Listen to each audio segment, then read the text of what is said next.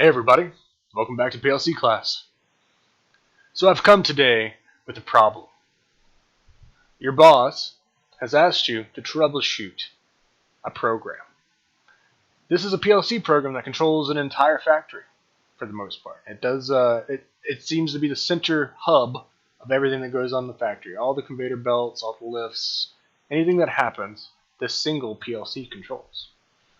Well, as you go to open it up, you do notice this thing has 3,000 lines of code. It's like, the question is, how do you even get started? How do you even get started on something that has 3,000 lines of code to try to troubleshoot as a technician? Well, if the programmer was good, then they would be using something called subroutines. Subroutines. Up here. Subroutines. Subroutines let you organize your code, for one, and they also cut down on scan time for big old programs like this. And that's what we're going to learn about today, subroutines. Okay, so let's talk a little bit about the first, and perhaps let's actually use bullet points. Let's talk about the first and most important reason to use subroutines, organization. As we talked about in class before, it's super important to have everything well documented and well commented on so that people can actually understand what this PLC program can do. And you may ask, well, why? Why does it matter if people can understand or not? The first one is technicians have to troubleshoot. Technicians. Oh no, I can't spell. Have to troubleshoot. That means you have to troubleshoot stuff. And you're going to have a hard time if it's 3,000 lines of code without any comments or any names or any descriptions on a single ladder logic. So that's the most important. So the second reason, let's get this back here. The second most important reason to have organization is programmers have to build it. Programmers have to build it.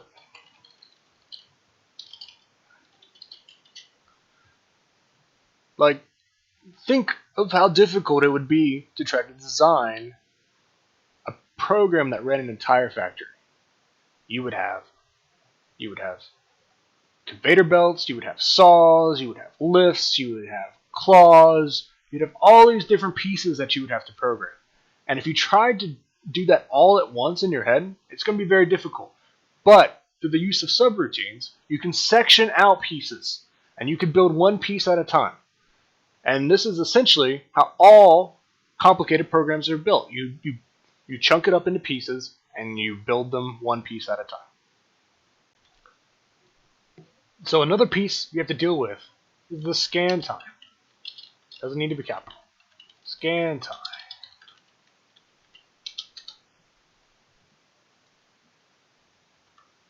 Oh, I don't want to do that. Make everything dots, please. Thank you. Scan time. So, if your program is huge, you do not want to scan. You do not want to scan.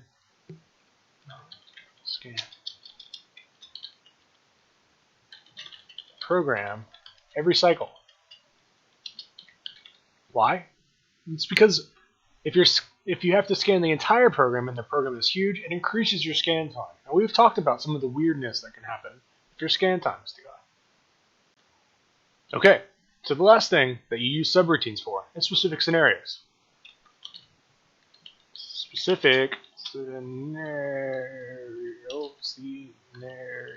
No, I'm just gonna have to correct that one. Scenarios. This is why I'm not an English major.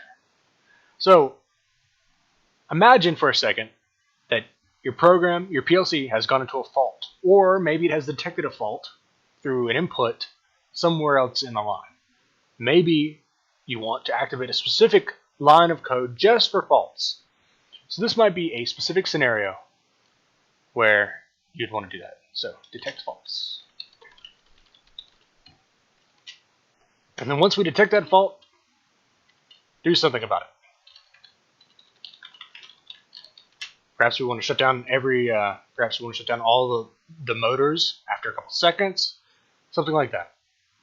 So these are some of the reasons we might be using subroutines, and so let's see how they do. Okay, so let's go over some of the pieces that we're going to be dealing with today. So first thing I want to talk about is this little area on the side, our program files. We've no doubt seen these things throughout the year, but now we're going to be actually using them.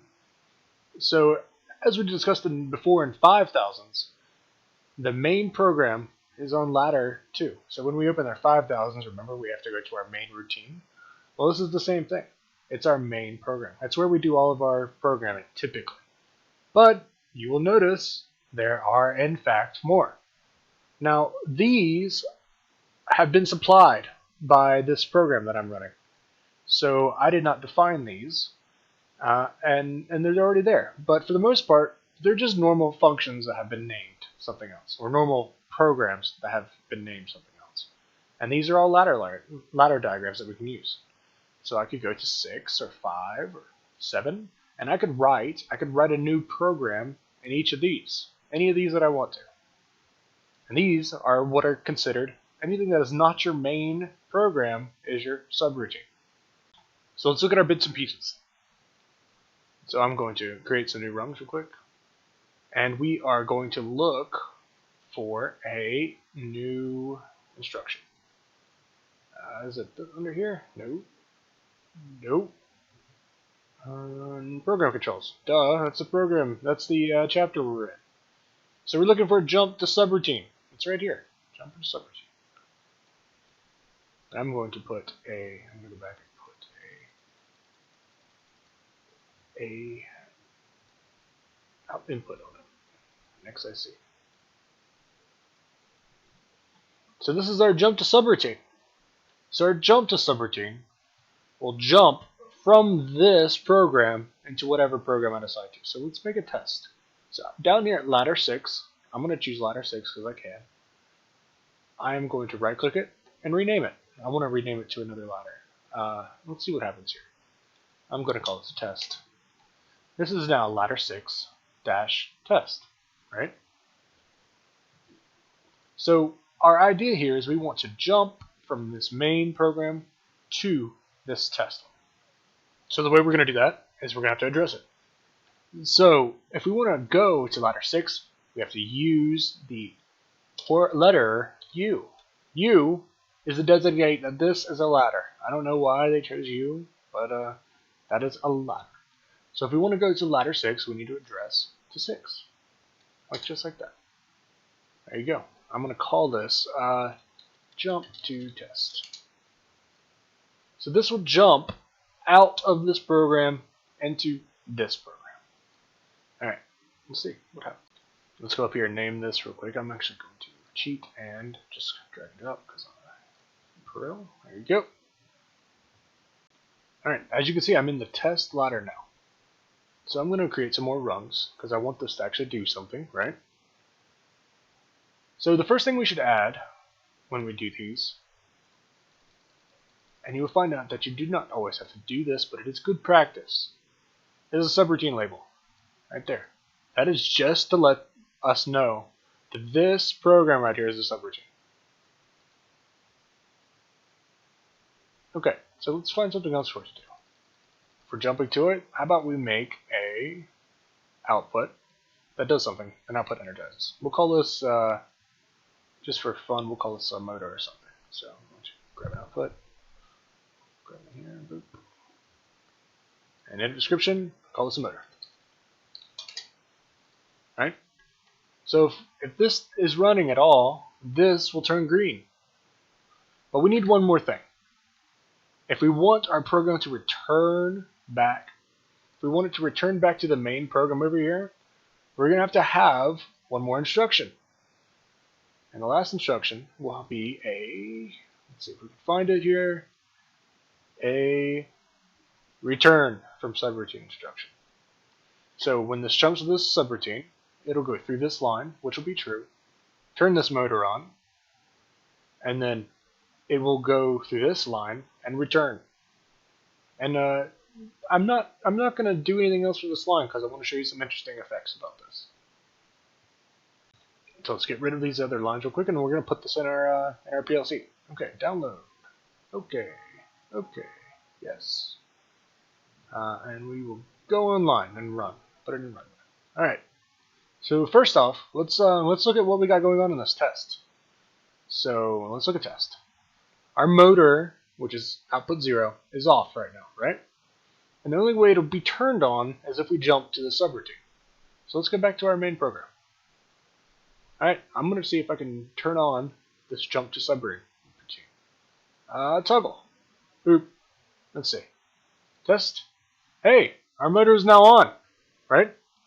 So we have jumped from main program to test. I've jumped from main program to test. So think about this before I do it. What's going to happen? What's going to happen, do you think, when I turn this off? When I turn this off right here? You think this will stay on, or will it turn off? Let's check it out. Toggle bit. Okay, jump to subroutine is now off because this is now off. So let's see what has happened.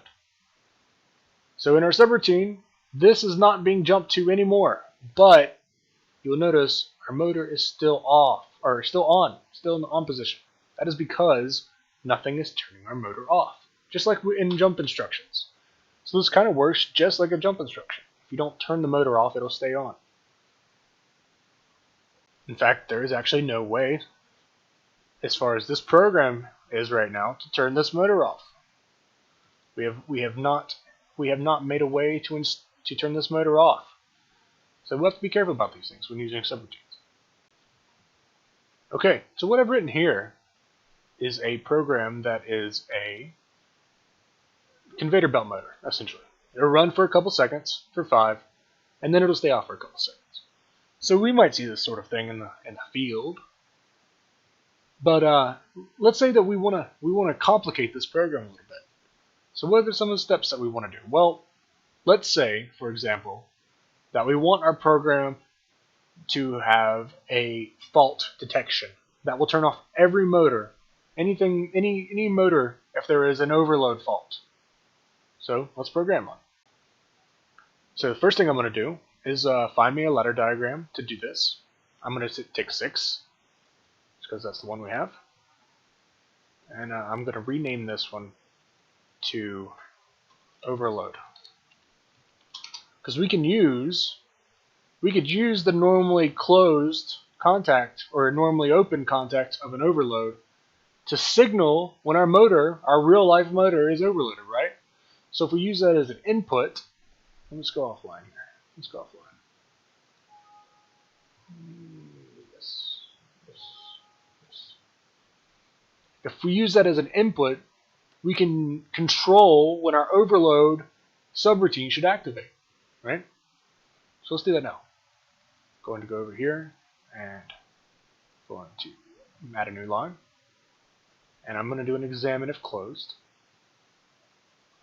And I'm going to have this connected to an input. We're going to use input 2.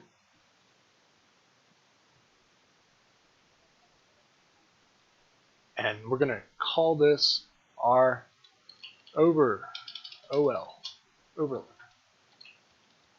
And this would be connected to a real life overload. And now that we have it connected to our real life overload, we're going to have it jump to our overload routine, because we want to handle all overload situations in our overload routine. Okay, so let's find our jump to subroutine. Jump to subroutine right here. And we're trying to go to ladder 6. So I'm going to have to use u.6. And we're going to call this our debug. Or jump. Maybe jump to debug. Would be better. Jump to debug. Oh, I don't want to use debug. That's different. We don't want to use debug. We will call this jump to overload. There we go. Jump to overload. Okay, so let's jump to our overload.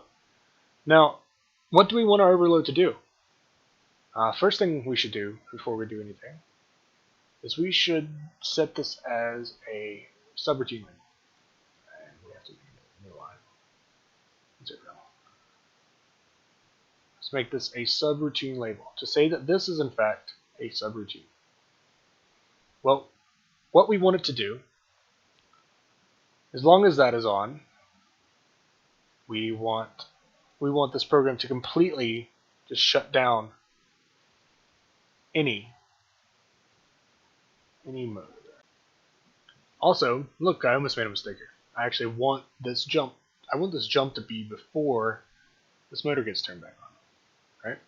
Because if our motor's turning off, well, we don't want to turn it on and then off, right? Okay, so now what we need to do is go to our overload subroutine and take a look at it. We need to design our overload subroutine, alright? So let's make a line and okay. So first thing we have to do, we have to go to our program controls and label this as a subroutine. This is good practice. So we will label this as a subroutine. Subroutine label.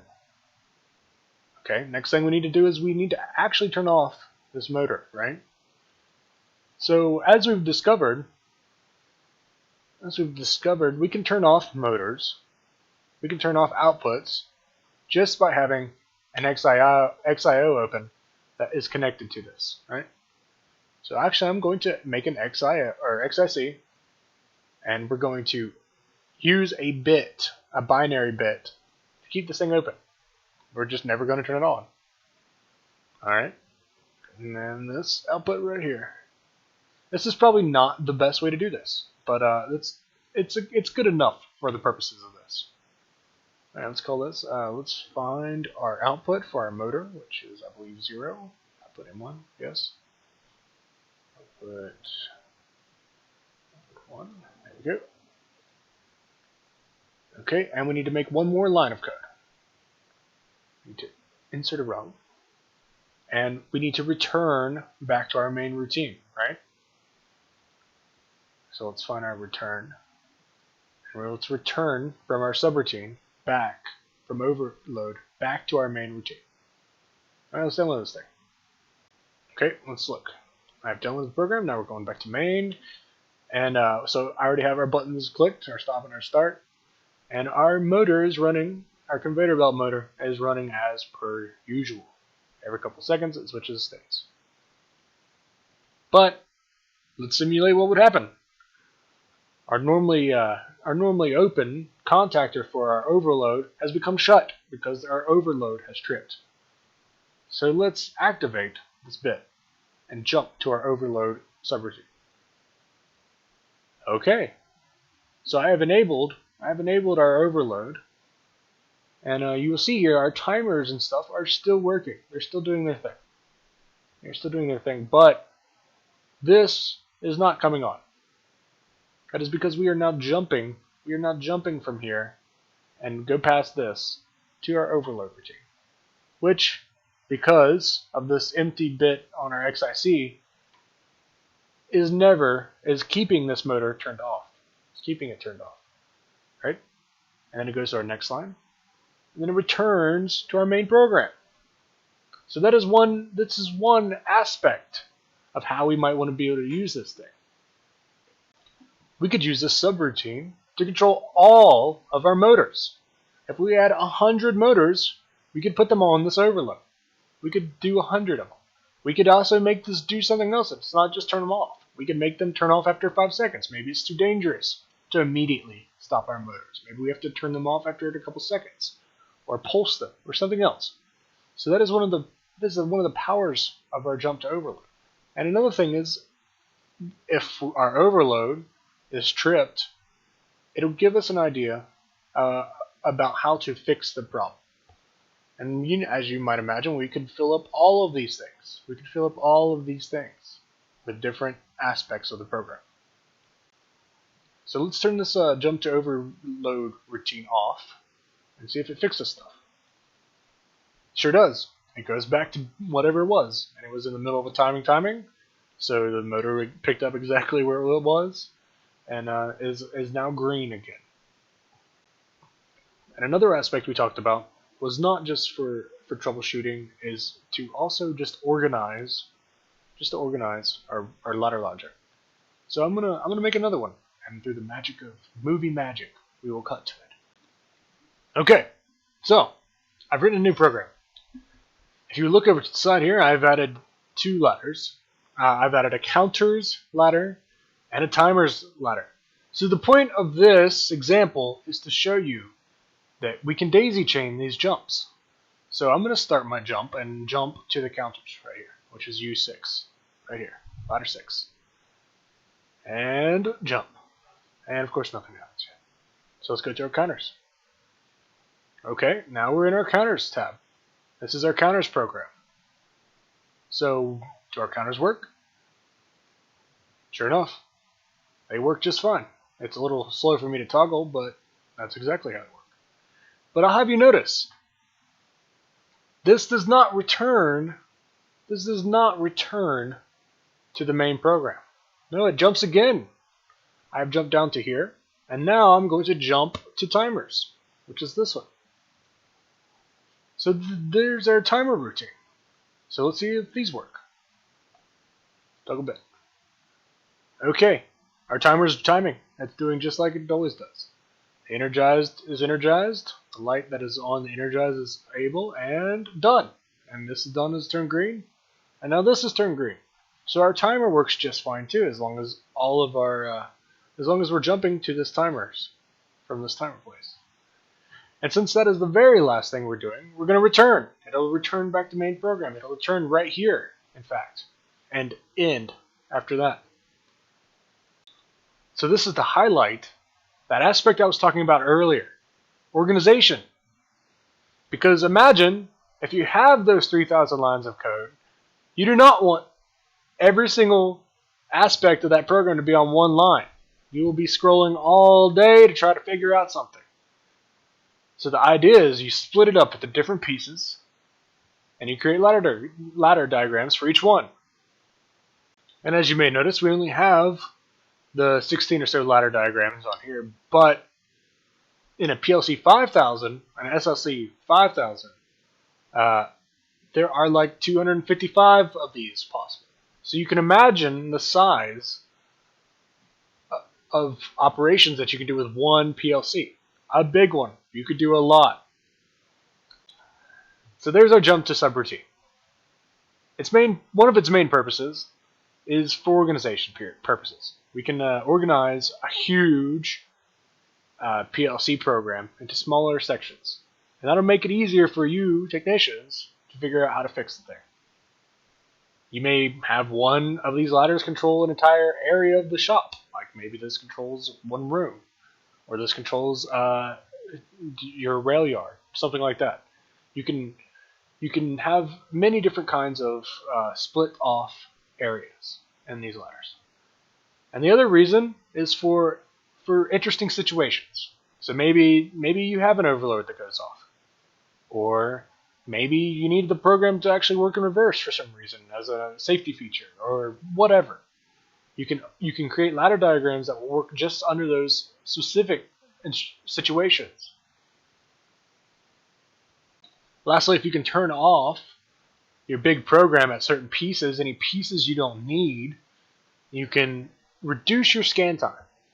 And that comes in with all the different effects that reducing scan time has that we've already covered. So there you have it. Jump to subroutine instruction and the introduction of our subroutines.